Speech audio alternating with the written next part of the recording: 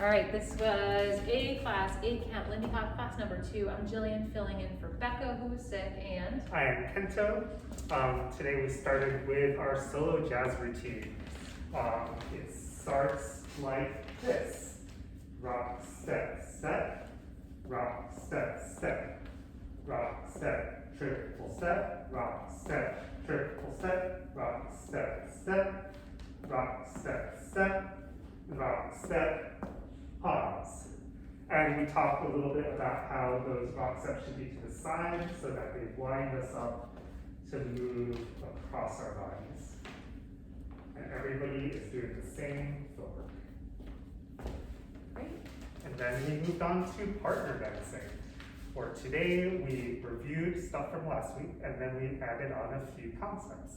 The things we learned today were follow in the front moves, which looks like rock, step, triple step, step, step, triple step, rock, step, triple step, step, step, triple step.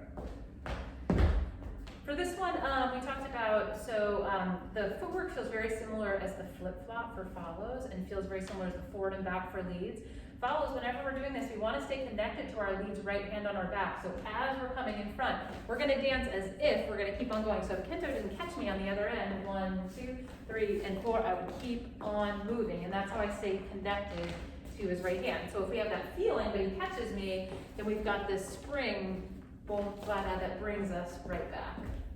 Yep, and as a lead, we're just focusing on that rotational energy that we're giving our follow during that rock step that propels them forward, as opposed to keeping them in place or doing a more static linear direction without rotation. Cool. And then the lead went in front. Which looks like rock, step, triple step, step, step, triple step, rock, step, triple step, step, step, triple step.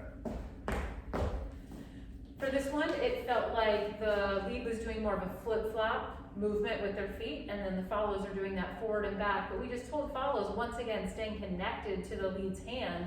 You may find that as you're doing your footwork here, rather than taking like a big step forward, if your focus is staying connected to this hand, you may just step right underneath you, a small step, and then back to the side. So you want to just focus on keeping that connection to the lead's right hand on your back. Yep, and leads we focused on making sure our hand doesn't stay in the center of the false back, so we're not lunging or leaning over our follows.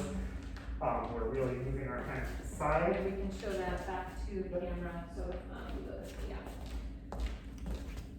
we slide it to the side of my back. It gives us a nice space between us and also helps to create that stretch there.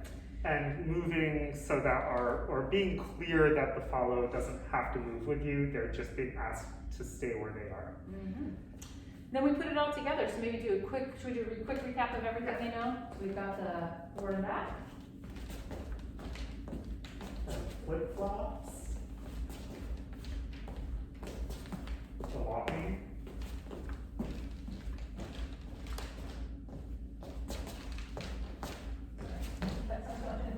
And then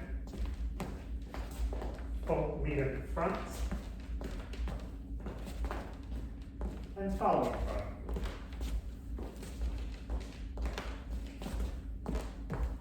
And the rock step stop. Shake it, shake it. Of course. You guys did well. Thank you for coming to week 2.